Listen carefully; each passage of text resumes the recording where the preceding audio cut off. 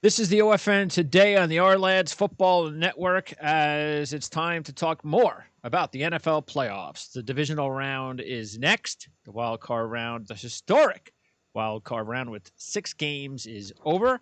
We have a lot to talk about regarding head coaching news, another opening, Doug Peterson. Chicago Bears officially do not have an opening at either head coach or GM. A lot going on with Deshaun Watson and much more. So Ryan Dunleavy from the New York Post is back.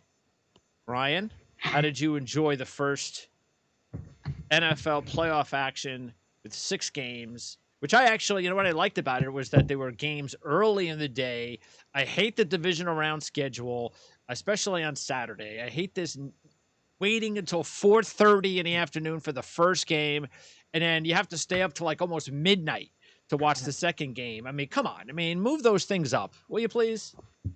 It's funny you say that, Greg, because I hear a lot of old timers, guys who have covered this league for years and years, who have great resumes, always say like this is the best weekend of the NFL season, and I literally couldn't disagree more. Like, why is this the best weekend? Because they're all quote unquote good games. I mean, the times are all screwed up: 3:00, 6:30, and then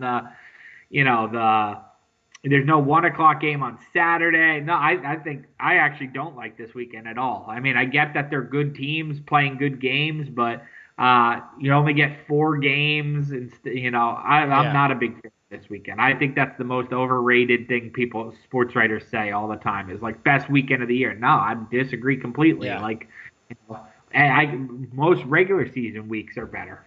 Yeah, and after what happened last week, I mean, you would think it's almost a given now that even though the only big thing that we've heard, the new rule is the extra game in the regular season for next year, you would have to think that they're going to make an announcement at some point in the next few weeks that they're going to add more playoff teams next year. You think they'll go to 8?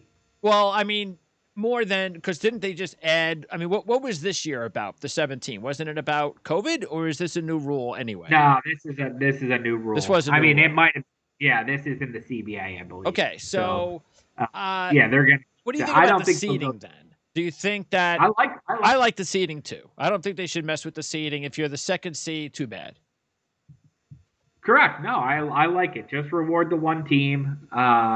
Look, how many years, it hasn't come up in a couple years because we've had good teams in the Super Bowl, but how many years did we hear the bye was a disadvantage when like the 1 and 2 seeds used to lose all the time, like earlier this decade? We had that going. Like, yes. So now all of a sudden now it's an advantage all of a sudden. Well, it wasn't when the 1 and 2 seeds used to get upset all the time. And those were fun years too. I really enjoyed those years. I wish we can get some of those years back because it's been so not boring, but like for the last 7-8 years, it's like if you're the first or second seed, you go into the Super Bowl. Correct. Yeah, but there was a time around 2010, I think, where it used to be like the 1 and 2 seed were bounced all the time, and no, I like it this way. I like that you're only rewarding one team. I like the 3 games in each conference on the first weekend. Yes. I think they have it right for now, and 8 teams is stupid because then nobody gets a bye. So there's literally absolutely, yeah. No, this is the one thing you could argue. The one thing you could argue with me after this season is that the division winner shouldn't be guaranteed a home game. I would be okay with that. If you wanted to tell me, for example, the Washington shouldn't have had a home game. They're in. They won their division. They're in, but their seed is based on their record, and they're the 7 seed. They get in because they won their division, but they don't guarantee a home game. I could live with that. The only thing that I would think about that would be I would have a rule about, okay, I don't mind, like, let's just say a team, let's say Tampa Bay had 10 wins and Washington had 9. And Washington got the home field. I'm okay with that. What I don't want to see is if you don't have a winning record, then I think there should be something done about that. Yeah, I guess you could draw the line there, but then somebody will say, well, what's the difference between winning record and 500, right? Is it a losing record? Is it a winning record? What happens if you're 500? Do you get the home game? Do you not get the home game? You're not winning. You're not losing. You're neither. So All where right, do well, you then fit if you that? want to say a losing team, I'm good with that too. Yeah. Yeah. Okay.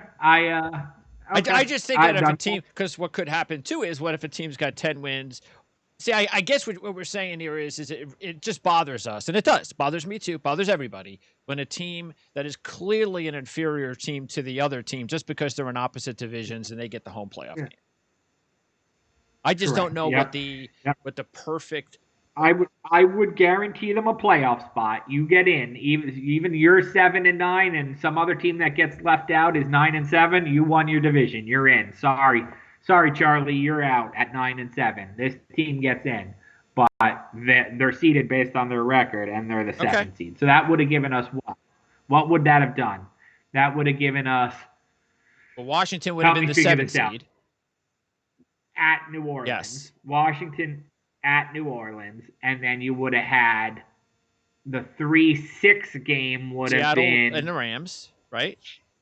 No, Seattle and Chicago. Oh, that's right. The Bears Chicago, that's right. Yeah. Chicago would have been at Seattle, and then the Rams at Tampa would have been the 4-5 game.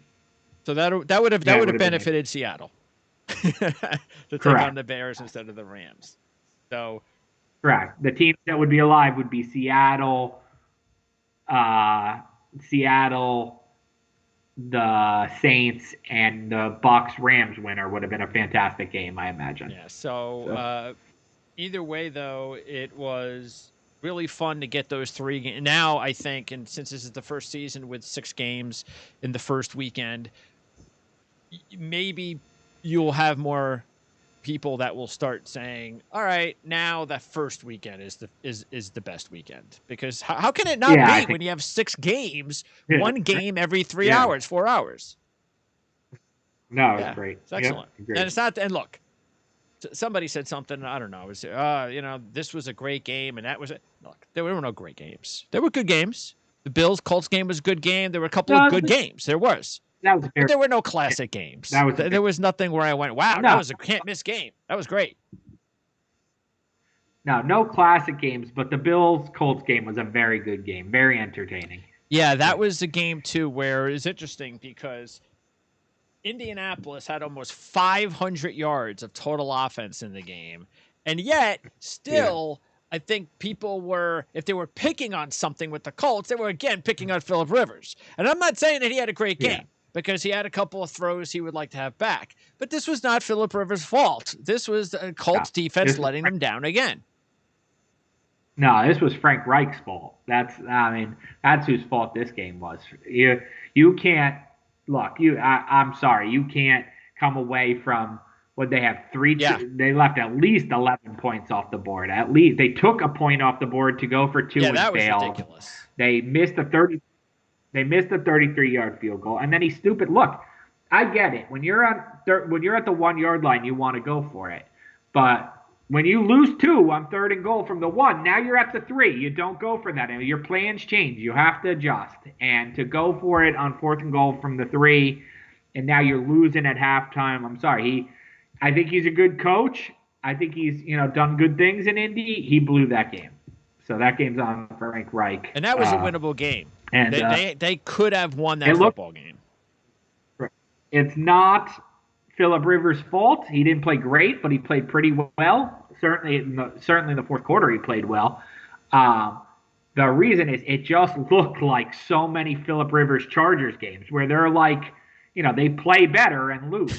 Like that's exactly what he's the common denominator there. Whether Phillip Rivers was on the team or not, true. That's who that reminds me of. As I'm watching this game, I'm like, oh my God, this is like watching a Chargers game. You know what it is? And then I'm like, oh, he's been around. There's a common denominator. He's been around so many good teams. He's never been on a team where he could just kind of be along for the ride. So it's up to him to elevate his team, and he's never been able to do that. The one time he was not along for the ride, that would be disrespectful to what he was this season. But the one time he was able to take the foot off the gas to just let LT do it. is the year LT got hurt in that championship game, right? LT got hurt. He only had like a carry or two against the Patriots in the AFC Championship game that one year. That was the tough. year the Chiefs. It was tough for him to be involved in those playoff games against one of the greatest, franchises ever. They needed Tomlinson to have like 250, and he had like 2 carries that day. Yeah, that was, and because of that, he's not going to the Hall of Fame. That was his shot. He's not a Hall of Fame quarterback. Rivers, I think he'll be. Think he will. Whether he is or isn't, I think he will be voted in. Can you give me a good comparison of somebody that has a resume like his that has already been invited in? I'll agree with you. That's a good question. Let me ask you a question. Do you think, and I know you can't do it, but if you took out... I think all 3 are getting If you're asking me, I think all 3 are getting in. Manning, Rivers, and Roethlisberger. I think they're all getting in from that draft class. The order, I don't know, because you get backlogged. So it might take Phillip Rivers 5 more years than it takes Ben Roethlisberger. Yeah. But I think all 3 will be in when we're said and done. Also, you were going to ask. What's that? You were about to ask. Oh, was I? I don't remember what that was. Before I said, if you're about to ask me if all 3 are getting in. Oh, I was going to ask you if you, and I know you can't do it. I know you can't take away Eli's Super Bowl. You can't. But let's just say and I'm only comparing quarterbacks. If you did, and you compared Eli's resume to Phillip Rivers, who do you think was the better quarterback? Rivers. Okay. Rivers is far and away the better quarterback. Eli's resume is really 2 playoff trips. Yeah. I mean, it's 2 playoff trips and durability. That's what Eli has. He never missed a game, which is unheard of at the position, and he had 2 incredible playoff runs. That's his resume. Otherwise, he's a 500 regular season quarterback who only made the playoffs 6 times in 16 years. Like, that's not a very good resume at all. But he has 2 incredible playoff runs and an incredible durability. Do you think he needed the second Super Bowl? Probably. Yeah, probably. Without it, I think he'd probably be on the outside looking in, though Hall of Fame voters will tell you that New York certainly helps, so he'll get a boost from being in New York. But I think I would be much less confident without the second Super Bowl, yes. It's certainly not gravy. It's meat, if that makes sense. Now I said... Phillip Rivers. How about Phillip Rivers? How about, I don't know, Dan Fouts? Is that a good comparison? Probably. Yeah. Yeah, how about Dan Fouts? And I would probably take... That's tough. 6-time Pro Bowler. I'd probably take Dan Fouts. 6-time Pro Bowler. Yeah. But there was different eras, too. Yeah. So...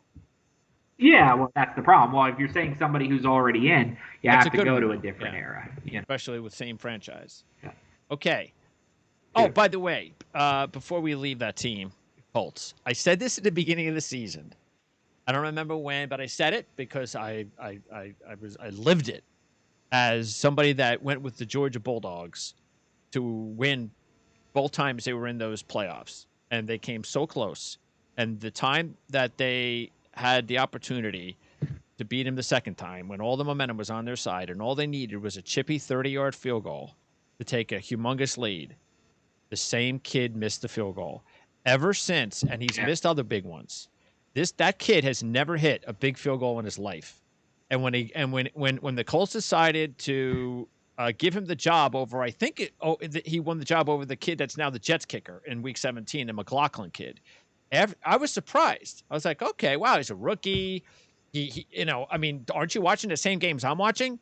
I mean, you can't count on this kid in a big spot. And all season long, he was fine.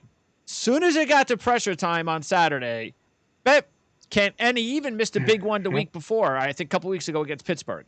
You can't count on the kid. You got to make a change. Yeah, those kids just if they can't handle the pressure, you can never count on them. Sometimes you give up on kickers too early, though. Didn't who's the guy? Daniel Carlson. Did the Vikings give up on him, and now he's not? Yeah, I'm just saying in a clutch situation. I think, because Carlson hasn't had one yet. But I've just, like I said, just all you have to do is look at the film. Every time he gets in a big spot, he can't kick the big one. And that's not even, that was a big one. But I was even thinking about it when they were marching down the field at the end. I was going, wait a second. It's not going to matter. This guy ain't going to kick no 48-yard field goal to tie the game. He can't kick. You better score a touchdown. This guy can't kick game-time field goals. So, but that's what you do. That's what happens. Field goal kicker is a very important job, underrated gig. That's why Vinatieri is a Hall of Famer. All right. You said, absolutely is. You said there were no instant classic games this weekend. And I agree with you. I'll tell you what, though. 10 years from now, I think this weekend will be remembered as not the weekend that, remember that classic game? We're not going to have that. But this weekend will be remembered as the weekend the Browns and the Bills both won playoff games. Nice. The idea that on Saturday, the Bills won their first playoff game since 1995, and 36 hours later, that was like, who cares? Hold my beer. We won our first playoff game since 1994. Our first road playoff game since 1969. Wow. Like those are just two incredible streaks. Like what the Bills did is unbelievable. And then 36 hours later, it's like not even a big deal because what the Browns did is even more unbelievable. No question. And that was a crazy game from the very first snap. And that's one of those things is just, you never know really how a game is going to go. Like, would the game have been any different if he didn't snap it over his head and you got an instant 7-point? I don't know. I don't know if we ever know that, but it is what it is. And what's interesting is that how Cleveland built that lead like they did against Tennessee. And then they started losing the lead again like they did against Tennessee. And then the big decision by Tomlin to punt at midfield was just terrible. I mean, you had all the momentum in the world. You can't punt the football there. Crazy. Yeah. But it's just not how football's played right now. You got to be an aggressive team. Football's played like Madden video games. You have to be aggressive. Everything favors the offense. You can't – this isn't 4th and 1 cloud of dust that we're not going to get it. This is 4th and 1, put your, slot receiver, motion your slot receiver, send your running back on a wheel route, and you hit a touchdown. Like, it's just not smart. It's just not analytics or not whatever. It's just not how football is played. You go for it on 4th and 1 at midfield down 12 points. Yeah, when you have all the momentum, yes. Yeah, you can't count on your defense to get a stop. It's foolish. I thought the craziest stat I've heard in a while. The only 2 quarterbacks in NFL history to throw for 500 yards in a playoff game are 0-2. That makes sense, though, actually. I get. Who was the other guy? Brady in the Super Bowl against the Eagles. Okay. Yeah. I mean, it makes sense. If they're going to throw for 500, they're chucking it because they're behind. Yeah. But crazy. Big Ben was a lot further behind than Tom Brady was, though. Correct. That's what I'm saying. Yeah. So you don't necessarily have to be down big. That was. I don't know. You think that's? What do you think? What's your gut say? Roethlisberger and Rivers, either back, both back, neither back next season. What do you think? All right. Because that's the flip side of the Browns-Bills, right? The Browns-Bills won these games for the first time in 25 years. The flip side is they eliminated 2 all-time greats. So what happens to those guys? And first of all do those guys want to come back? Yeah. I think I don't know. I think it's equal on both, whether those guys, let's say they both want to come back. You would think under the circumstance with both organizations, what they have behind both guys, that they would say, okay, we'll bring you back again. But now, obviously, we're going to be using all our power to bring in your replacement, your young replacement. Yeah. And that has to, and I don't know. I mean, if you're look, he did throw for 500 yards, but he threw 4 picks. He did throw 4 touchdowns, but look, he had no running game. And look, I think Rivers is definitely, but after watching the games, I thought Rivers was a better quarterback than Roethlisberger. Clearly. I did too. I just think Roethlisberger's done. So I don't know. I'd kind of be surprised if he actually wanted to come back. When you have a season where you're going undefeated, you go through all this COVID stuff, you have a Super Bowl ring. Why would you want to come back? I mean, just that's it. It wasn't a disastrous season for Roethlisberger. You're on the decline. Why don't you leave now before it does get any worse? Yep. I think they can both learn from Eli, honestly. I think they can both learn from Eli. I think they, could both learn that, it can get ugly and you can get benched and, if you hang on a little too long and, what if the Steelers trade for Sam Darnold and they're 2-2 next year? People are going to say, let's put in Sam Darnold. That's what they're going to say. So why would you want to put yourself in that situation? My gut is both guys retire. I think both guys retire. I don't think either one is back next year. I think Rivers has a better chance to come back just because, well, two reasons. One, like I said, I thought he still played better. And number two, because he doesn't have a Super Bowl ring. Correct, but he has that job. Remember, he's a high school football coach. It's already lined up for him. Yeah. Like whenever he wants it, he's Sure. the high school football coach, I think, for his son's team, right? So yeah. One of his son's teams. That's the part that I would agree with you. I would say he's more likely to come back because he's playing better. He has some unfinished business, but I just he's already got 1 foot in another 1 foot out the door. That's what makes me think he might be done. And sooner or later, like we were just talking about, this looks like a typical Charger playoff game with Rivers. Sooner or later, you have to look yourself in the mirror and say, it just doesn't seem like no matter what I do, I'm just not going to get – this just ain't going to happen for me. And do I have to go through – well, they never think. What's that? They never think like that, though. You and I think that, but they never think like that. Yeah. It's like I was saying to somebody the other day about the Giants, and I don't mean to get too far off topic, but I was having this conversation with somebody in the NFL the other day about the Giants and how they picked Andrew Thomas, who graded out the worst of the 4 offensive tackles picked at the top of the draft, and he was the first one picked. And I was like, you know what? They should have said to themselves, we don't want there's too much room for egg on our face here. Like, what's the risk reward here? We picked the best guy. We picked first. There's 4 guys. No scout can agree. No media draft analyst can agree on the ranking. These 4 guys are basically all right next to each other. What is the risk reward of being the ones to pick the first guy? They should have found a way to trade down a little bit or whatever. You almost want to get yourself in a situation where, like, all right, there's only one left. We have to take that guy. Right. Like, you almost want to take the choice out of your hands and say, okay, we couldn't get Thomas, we couldn't get Wirfs, so we have to choose between Becton and Wills or whatever it is. Sure. You don't want to be the team that has to choose between 4 because there's a 75% chance you're going to get it wrong. And the person I was talking to was like, well, that's easy for you to say. That's not what these people in front offices think. That's how we think.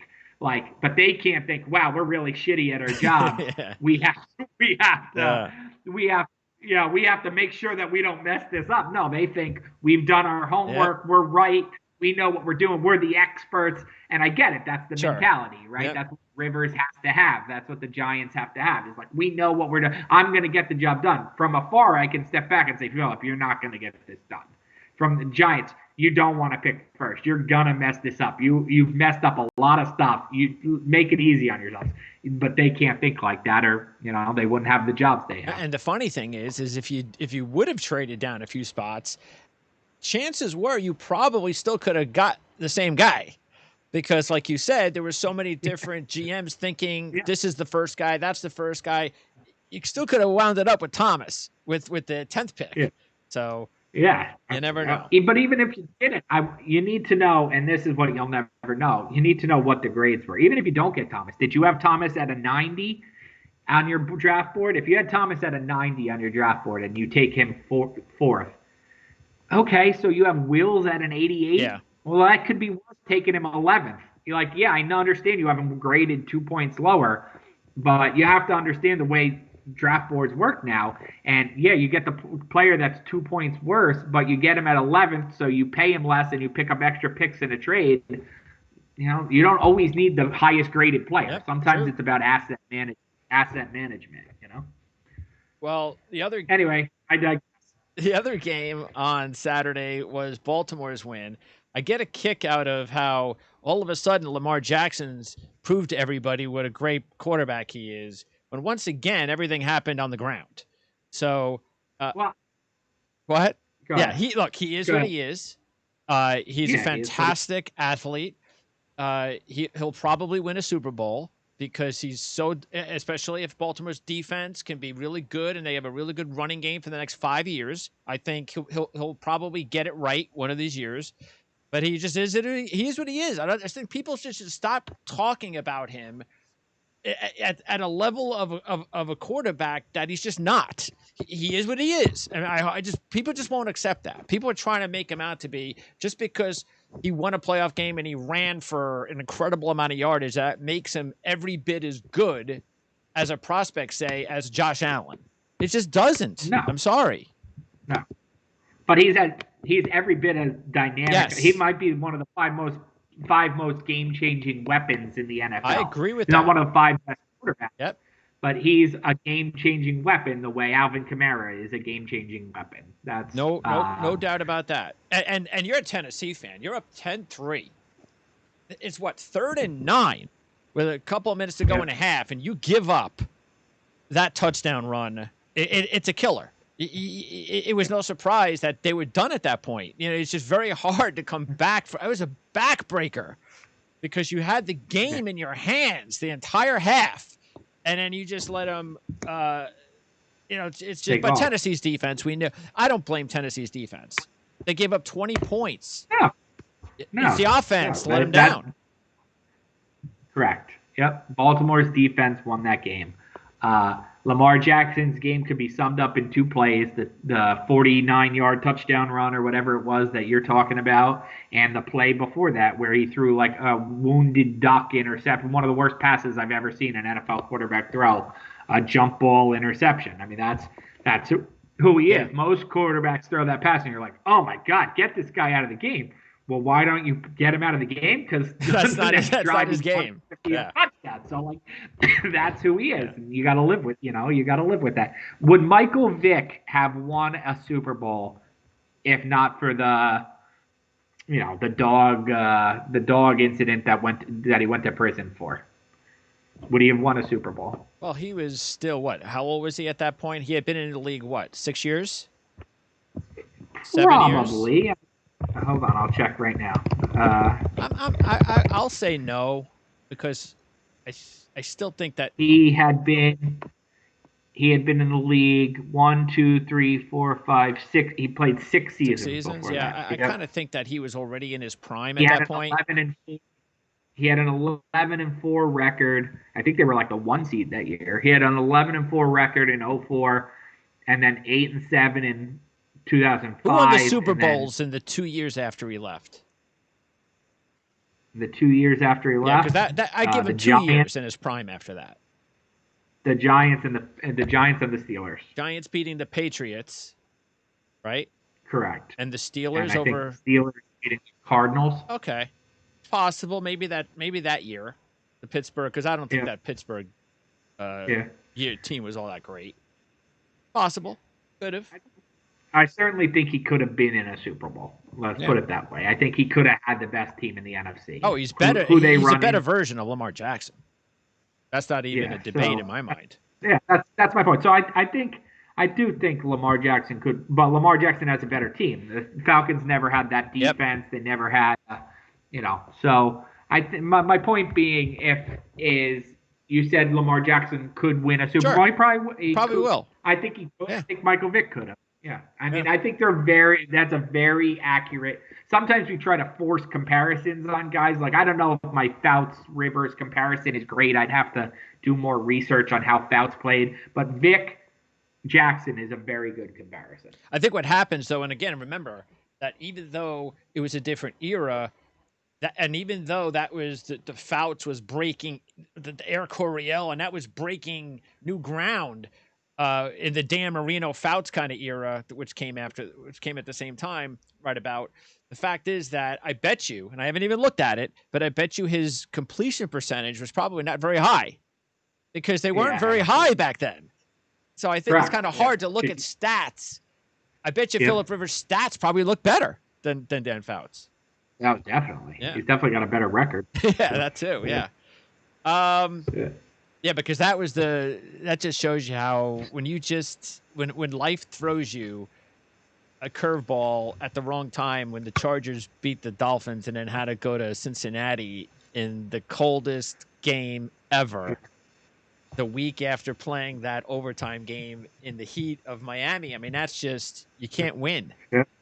Nothing you can do about it. And that's your best team too. That was your best chance. That's just shows you some teams, some players get lucky and some don't. Also, Vrabel deciding not to go for it. Almost in the same situation that Tomlin was in. But that was only a 7-point game. It was. Or maybe it was a 4. It was a 4-point game. I think 17-13. Okay. I could live with Vrabel doing it there. I can't live with it down 12. It was definitely more Tomlin had to, no question. Vrabel's was down 12 in game. Yeah, Vrabel's was debatable. The only thing with Vrabel's decision, though, is you're asking your defense to come up big when your defense hasn't come up big all season. Correct, but they were coming up pretty big in that game, and they did come up big, right? I think they allowed a field goal. They did. Right? They did a good enough job. Yes. Yeah. Which look, a couple quick things on that. Ryan Tannehill, I think he just once again proves he's a third, fourth level quarterback. That's all he is. He's not. I don't care how hot he gets during the season. Stop talking about him as an MVP. Oh, is it Derrick Henry or Ryan Tannehill? I mean, come on, stop. Because Ryan Tannehill proved in the game on Saturday he's only as good as his running game. That's just it. He's a decent starting quarterback in the NFL that has to have talent around him. He's not going to elevate his team to victory the way Lamar Jackson can. Well, that's it. That's that no man's land that 10 teams a year find themselves in. Yep. Like, if you don't have a championship caliber quarterback, should you hit the reset button or should you just keep going with Phillip Rivers in his prime or Tannehill or Baker Mayfield or... Well, you tell me, what would you do if you're Tennessee? Would you, at this point in time, do you think you've built a good enough team that you should now concentrate on your defense? And I'm not going to risk early round quarterback choice, because that's what I would do. They gave him a huge contract. Yeah. I wouldn't have given him a huge contract last year, but once you gave him the huge contract, that's what you have to do, I think. Yeah. And Derrick Henry, of course, I don't think they flopped. I don't know what the deal was. I don't know if you can blame him. That's why. And look, no one knew Mahomes was going to be this good except maybe Andy Reid and Brett Veach. But that's why what they did is so gutsy, because no one does that. They had Tannehill. His name was Alex Smith. And they were winning 10 games a year. And they could have been the 2 seed. And, hoped that they get breakthrough and everything breaks right one year and they win a Super Bowl and, they have a good team and, good defense and Kelsey and Hill and Kareem Hunt at the time and just hope that the quarterback, it all clicks. And they took a chance. Patrick Mahomes could have been garbage. What if Patrick Mahomes was, I don't know, what if he performed the way, give me a bust. What if he would perform the way that Jake Locker performed? Okay. Well, then it'd be like, oh my God, how stupid are the Chiefs? They gave up a Alex Smith for this guy? Well, look what the Bears did with Trubisky. In the same draft, right? So, what if he was Trubisky? Then they'd be clowned as they were knocking on the door and they set themselves back, which is what most teams would not do. Most teams would do what I think the Titans will do, which is just keep going with Tannehill. We have a good quarterback and hope that everything clicks and they win a Super Bowl. The Chiefs said, no, we're a 10-win, 11-win team with Alex Smith. That's not going to get it done. We want to be a 14-win team. So let's roll the dice on Mahomes. And it obviously came up snake eyes or whatever, but I also think that has a lot to do with Andy Reid. he'd been around so long. He's a brilliant offensive guy. I think there's a lot of pressure on Andy. Remember, he had never won a Super. He was like one of the biggest losers of all time, right? He had 1-7 in championship games. The easy thing to do for Andy Reid was to keep going with Alex Smith and not blow the whole thing up when he was chasing his first Super Bowl, trying to change that resume that he had. You know what I mean? The easy thing to do is, all right, we're going to get back there with Alex Smith. Donovan McNabb is the guy. Forget. I was looking Jake Locker or Ryan Tannehill. Donovan McNabb is the perfect guy. He was their quarterback for 10 years, 11 years, and he was really, really good. Yep. But he was not a Super Bowl. He was not Patrick Mahomes. He was not Tom Brady. He was not Aaron Rodgers. He was not the guys who win Super Bowls. By the way, and we'll talk more about this in a minute when we go over a few minutes when we talk about the games this week. Jared Goff. Yeah, Jared Goff's another one. Yeah, I mean, that's what's going to happen. That's what the Rams are doing. They're going to stick with Jared Goff now, the way the Titans are, and they're probably not going to get over the hill with Jared Goff. Yeah, and, look, you can't – we're not going to blame Goff because of his performance this past week, but the matchup worked out so well for the Rams. They were just a good matchup with Seattle. This offense, I mean, Kupp coming off the field, Goff shouldn't have even been playing with a thumb injury like that. The defense can only take you so far. And now you're taking on a Packer team. I don't see it. I just don't. I mean, you got an LA team going to play in Green Bay, and you've got a team with no quarterback, no passing offense. I don't know. Aaron Rodgers is playing one of his best years ever. I just don't see it. I don't see how the Packers are going to fall to the Rams this week. Even though it's a 6-7 point spread, I even the spread, I don't care. You have to go with the Packers this week. Agreed. Schottenheimer got fired, and that's fine. Seattle lost because their offensive line is terrible. Their offensive line, again, beat them. But and even though as bad as the offensive line was, there's something, I just think there's something wrong with Russell Wilson. I mean, here's a guy, he's not a kid. He's a Super Bowl champ who looked like an MVP earlier this season. Everybody's talking about how the offense was awesome. How do you go from that to all of a sudden Russell Wilson is throwing pick sixes when he turns and looks at the receiver and he can see that there's two DBs that are standing a foot right next to the – I mean, it's like, what are you doing? Well, that's why Schottenheimer got fired, because they needed somebody to explain that, how Russell Wilson went from unbelievable to sub-pedestrian. And so that's how you get fired. Absolutely. Yeah, it's almost like the great start worked against Schottenheimer, because he got no credit for that because Russell Wilson's phenomenal, and then he got all the blame for how bad they were down the stretch. Yeah, it should be interesting to see exactly what happens there, because Miami needs a new offensive coordinator as well. I talked about that with Alan yesterday, and of course Seattle will be looking for one. Meanwhile, Tampa Bay's win over Washington, I don't know what to make of the game because Heineke played really well for Washington. I didn't expect him to play. I thought Alex Smith was going to play. Heineke was pretty good. Brady put up some big numbers, but it was almost like the way Tampa Bay played at the end of the season. It was like, okay, their offense looks really good, but the defense doesn't do anything for me. Devin White didn't play. I'll give them that. But I don't know. I mean, I don't think my mind changed much with Tampa Bay after this win. No, I don't think so. I think Tampa Bay played that game like they knew they were going to win, and you never thought they were going to lose, even when the lead was one score. You never thought they were going to lose. They played that game like, all right, tell us, what do we need to do to win? Do we need 31 points? We'll score 31 points. Do we need one stop here in the fourth quarter? Okay, we'll get one stop here in the fourth quarter. That's what that game seemed like to me. I was actually look. The positive is that Tampa Bay's offense is peaking right now. They're playing the best they played all year. That's good. On the Washington side, that was disappointing. That the defense, which had carried them into a division title, okay, say what you want, what kind of division title it was, the defense still played well, and it let them down. I mean, they couldn't stop Brady at all, and they had no running game. I mean, Jones didn't even play. Yep. So 507 yards of total offense. When Washington, these coaches have to stop doing this. When Washington scored the touchdown, I forget at what point it was. It was late. It was late in the third quarter. 2 minutes to go. What are you doing when you're down by, what were they, down by 8? No, 9. Why are you going for 2 points here?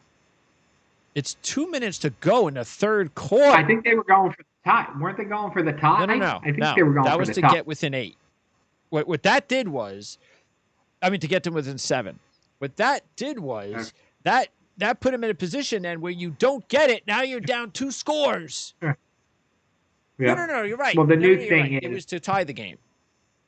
Yeah, it was to tie the game. They were that down. That put them in a position where if Tampa Bay scores a touchdown, which you're probably thinking they're going to do, if they score a touchdown, now you're down 2 scores. I just don't understand why anybody would think of going for 2 points in the third quarter. Yeah, you're talking to somebody who would almost always go for 2. So I totally understand your logic. I think most people think like you. I am in the, Sean McVay, Mike Tomlin school of I would almost always go for 2. So you get it more than 50% of the time. You so mean never going for you're never kicking an extra point? Almost never. I don't mind that philosophy. I don't mind that. But that's not his philosophy. That's not Ron Rivera's philosophy, though. Correct. I would almost always. I don't mind that. So, I'm okay with that. Because the worst thing in the world is when you miss these extra points and you're like, well, I just go for 2. I mean, what am I doing here? Because that's almost like a 40-yard field goal. Correct. I would almost always. I don't mind that. 2. So I just don't like the strategy. If you don't think like that, you now put yourself in a position where you could be down 2 scores if they score a touchdown. I didn't like that, but whatever. Still, better team won. Saints over the Bears. What a disgusting performance by Chicago. They had opportunity after opportunity after opportunity, and they couldn't take advantage. If I'm a Bears fan, I watched that game. I'm sick to my stomach by the end of that football game. I don't even know how they reacted. They probably, the airwaves in Chicago sports talk on Monday was probably insane. Yeah. I will say this. A couple things from that. Can you hear me? It was worse for the Bears to make the playoffs. Yeah, exactly. That's my point. Yeah, that's what I'm saying. Yeah. There would be better, especially today that, they confirmed that Matt Nagy and Ryan Pace are coming back. The Bears had better vibes, better offseason juju off the way they finished the season than they did after that game. After that game, it was like, the same old problems. We have no quarterback. We can't score enough. It was more of the end of the regular season was like, okay, this team's got a little something going now. So it was worse for them. Look, it's hard for me to say you fire your coach and your GM off of making the playoffs, but kind of like I just said about quarterbacks, like they're not going to win a Super Bowl with Trubisky and. That's the problem I have with bringing them back is that know they're going to bring Trubisky back again. So if they bring in a new quarterback, well, then it's like, well, they didn't get any time to work with it. If they bring in Zach Wilson or whatever, it's like, well, they didn't get any time to work with him. So does he get another year, or Zach Wilson is going to get? Now he has 2 coaching staffs in 2 years. Yeah. Like, that's. You're kind of in that no man's land when you don't know your quarterback. To bring back the coach on a 1-year deal is you either have to commit to him or not commit to him, I think, and they're trying to play the middle ground. The most interesting thing I could say about the Bears Saints game is I love the Nickelodeon. I applaud the NFL for that. I thought that was an awesome idea. As a father of a 2-year-old who will one day be a 6-year-old or an 8-year-old. I hope they continue that because I thought it was cool. It's not on the regular network. Cool idea. You can just put on Nickelodeon if you want. Yeah, you have it's not like it was only on Nickelodeon. Absolutely. So the X's and O's diehard. Especially with nobody in the stands. Especially. Correct. The guy like you can get it on CBS and watch it and break it down And the guy like me who wants to teach his son something about football can put that broadcast on, and I get to still watch the game with my son. I love it. I hope they continue it. The NFL is always on keen marketing opportunities. No one even thought of that, and it was obviously a home run. A couple quick other things. It looks like the Bears are in big trouble because I don't see Allen Robinson returning to Chicago the way he sounded after the game. And he's going to command a lot of money. He's going to be the number one guy. Forget Juju Smith. Allen Robinson's the best wide receiver on the market. It's not even close. He's going to get big money. And what did we say? What was it, last week or a couple of weeks ago? And it happened again in the playoff game. What's wrong with Khalil Mack? What did he do? He did nothing again. Nothing. What's going on there? That's what you paid. A guy's like one of the highest priced players in the NFL on defense, maybe the highest paid. He's not. The Aaron Donald or Khalil Mack debate feels like it was 30 years ago. Okay, now as far as this week's games, we already talked about LA and Green Bay. As far as the other NFC game, that's the tough one. The Saints and the Bucks, because I'm impressed by the Bucks offense, not impressed with their defense. Saints I actually expected more, even though I'm not on the bandwagon with them like you are. But I just Hey. No, you're riding the bandwagon. You're driving it. You started it. I'm not saying you're in the back of the seat. You're driving it.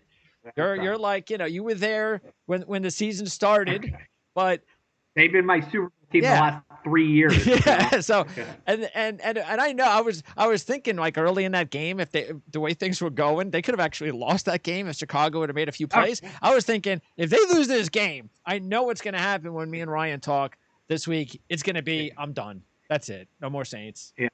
I'm done. Yeah. So anyway, I just think, look, they have got to play better than the way they played against Chicago. Might have been a bad matchup because the Bears are a really good defensive team. So I'm willing to give them that. But I don't know. I don't know which way to go because the Saints beat them twice. So they're a better matchup. But to beat a team 3 times in the same season, I'm kind of leaning like 51% to Tampa Bay. 14. That's happened 21 times, and exactly 2/3 of the time it's been a 3-game sweep. So that doesn't mean anything for Saints Bucks, but history-wise, people get scared off by the 3-game sweep. Actually, 2/3 of the time it happens in the NFL playoffs. So, but I agree with you. That said, I totally agree with you. The Bucks feel like today they're the better team. Now, look, the second Bucks Saints matchup was a slaughter. Yes. And the first one was week 1, so I'm going to totally throw that out. Brady's first game with Tampa and whatnot. But he hasn't looked good against them. No, the second one was a slaughter. So that has me leaning Saints, but right now the Bucks are the better team. So Saints need to play better on offense. They do. The Saints have a good defense, but a good defense isn't going to beat Tom Brady. They need to be able to score. And let's just also put it this way. I think in my mind, but we still have to see them play. They're the only team in the NFC hasn't played. We'll see how they play. If the Packers win the way I suspect they're going to win, if they do, I don't care if it's 24-9. They just do what they have to do, and they have, they're a good defensive team, the Rams. It shouldn't be that. I'm not going to say it's going to be a cakewalk, but Packers do what they're supposed to do. I think they're going to beat the winner of the Saints box. I mean, because I need to see a major improvement by the Saints in this game against Tampa Bay to lead me to believe they're going to beat Packers on the road.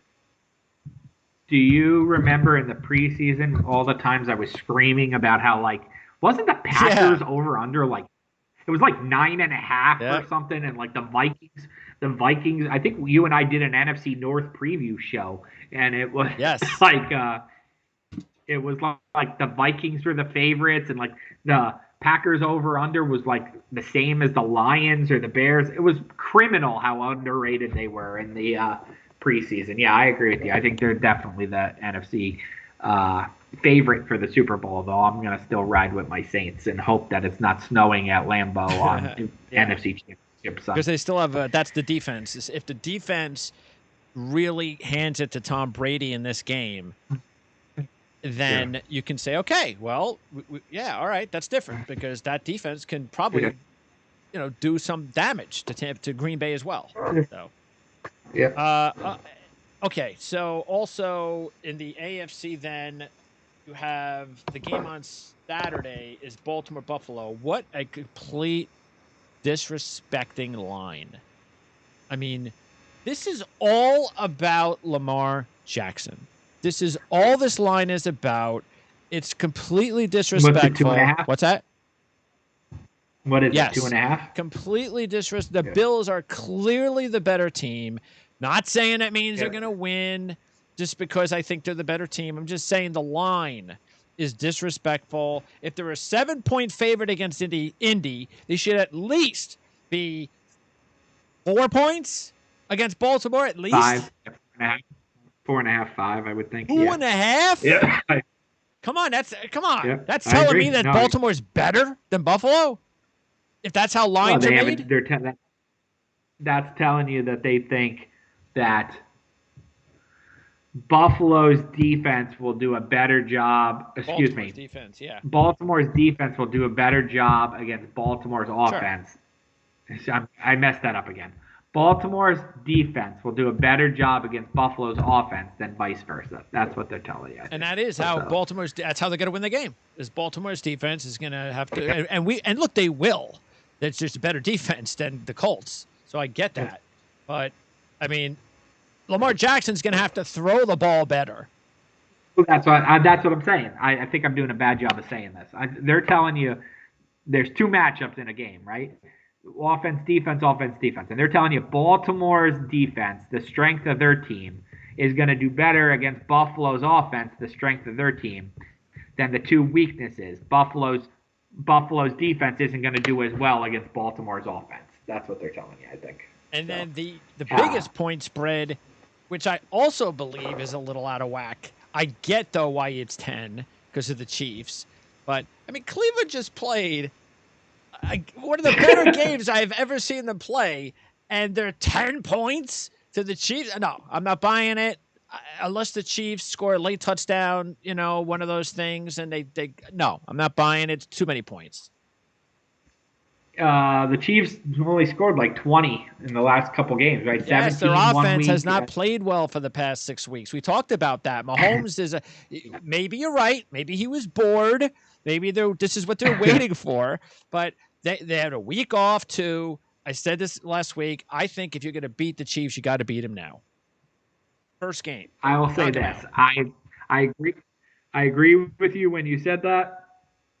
I don't think the Browns are the team to beat the Chiefs. If they were playing the Ravens, if they were playing somebody else, I might agree with your theory that this is where you catch them. I don't think the Browns are that team. Not right now. I don't think they're at that level where they can upset. What I do like, though, is I think it's great for the Browns to have who else was it? First it was Juju, but even after the game, one of the other Steelers kind of trashed the Browns. It's like great because 10 points. They have all of this us against the world, defending Super Bowl champs, 10-point spread. Nobody's giving us any chance. We shouldn't even be here. I like that. I think that's good. Everybody in pro sports, that's the most tired thing in pro sports is everybody's us against the world. I know, right? You hear that with like Tom Brady tries to use. Yeah, that. he tried Odell that. Beckham I know, right? tries. Nobody. That's right. Didn't they put on Beckham those shirts during that Super Bowl run? Yeah, everybody tries to do this, right? It's the most played out thing in sports is us against the world. No. Like when Odell Beckham starts doing it, it's like, dude, you were a first round draft pick, right? 5-star recruit who went to LSU. Like no one doesn't believe in you. So, but the epitome of that is Baker Mayfield, like the walk-on quarterback who had to, fight his way to be the number 1 overall pick. Darnold was supposed to be better. Allen was supposed to be better. It was stunning when he was the number 1 pick in 2018. Like, it's played out, but if anyone is the epitome of that, if anyone can get away with that, it's Baker Mayfield. So, I don't mind hearing. It is the Browns still. Yeah. So I honestly don't mind hearing. I hate hearing it from most teams. I don't mind hearing. I agree.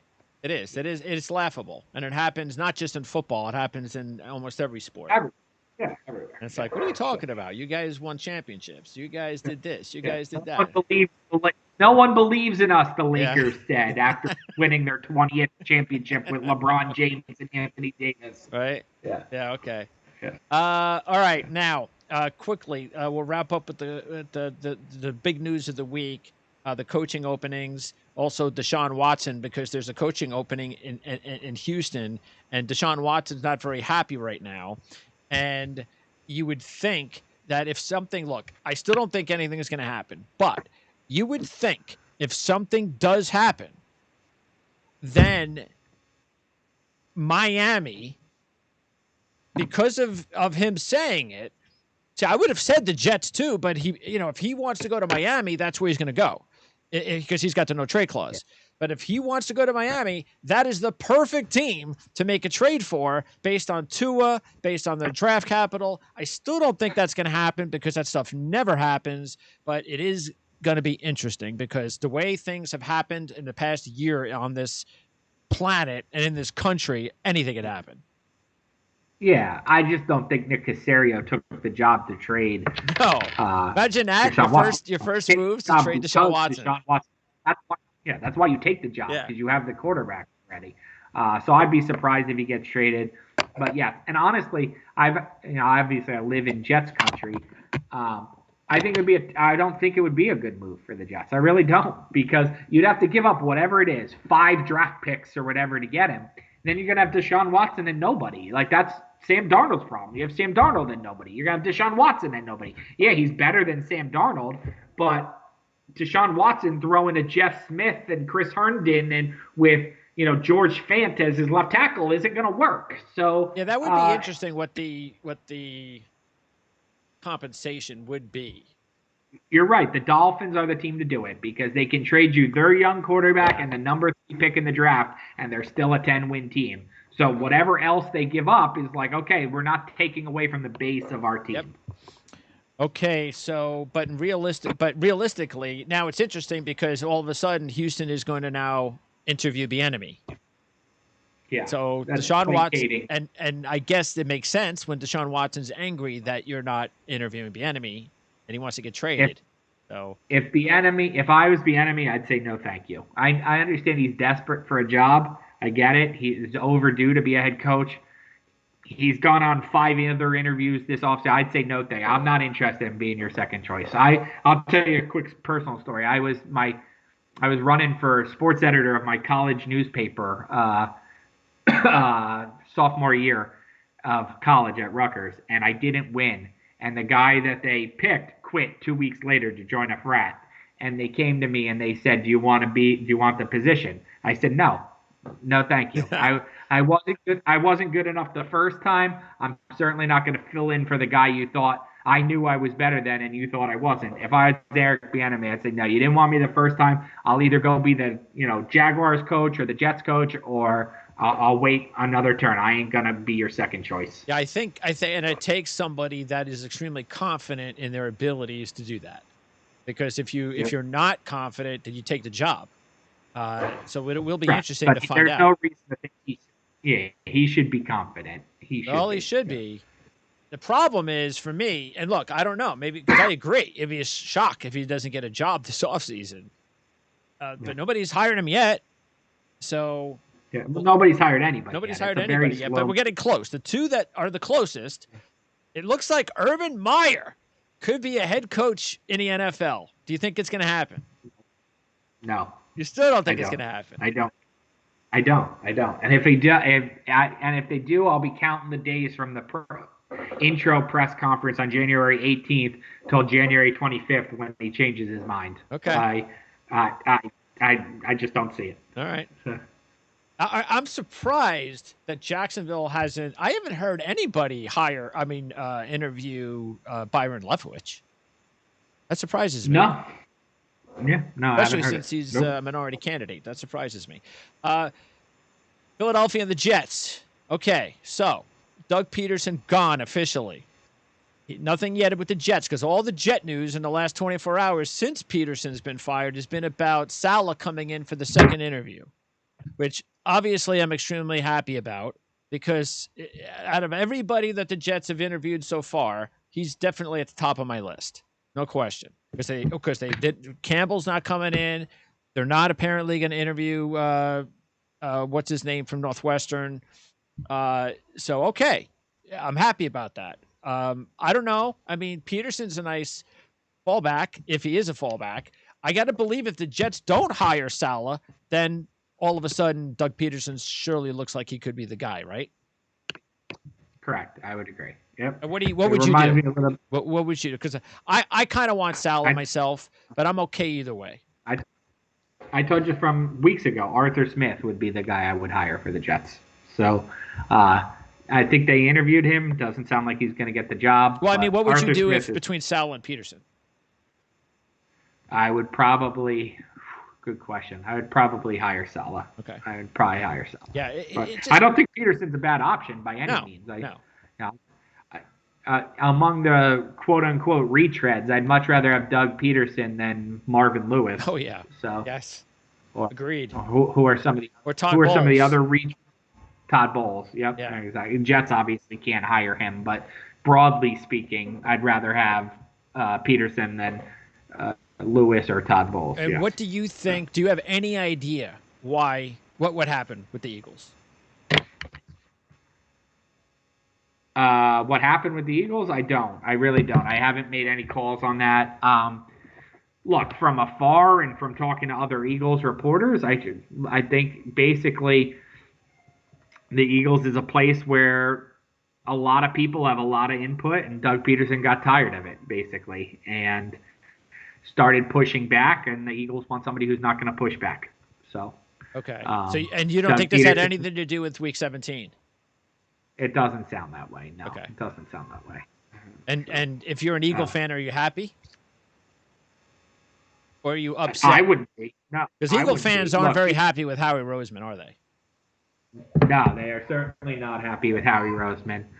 He's got a little bit of that Bruce Allen hangs on. The owner loves him, and he hangs on despite the fan base's criticisms. So yeah, I would say that's Eagles fans want him out, but instead they got their coach out. Look, basically it was untenable between Carson Wentz and Doug Peterson, and it's easier to find the coach than the quarterback, I think. So they basically picked Wentz over Peterson. That's fine as long as you're sure Wentz is the guy. And Peterson might be better off if you said take a year off, recharge the batteries, and find another place to coach in 2022. Yeah. Dayball, probably the Chargers. Detroit, who the heck knows? Marvin Lewis, Todd Bowles, or Saleh. Brady, Bieniemy in Atlanta.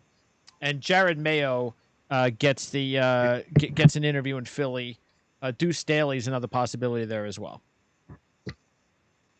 And keep an eye on Jared Mayo, because I talked to Evan Lazar, who covers the Patriots for us, and Mayo is definitely a hot commodity. Yep. All right, Ryan, appreciate it. Next week, we'll wrap up the divisional round and talk about championship weekend in the NFL. All right, sounds good. Looking forward to it. Thank you.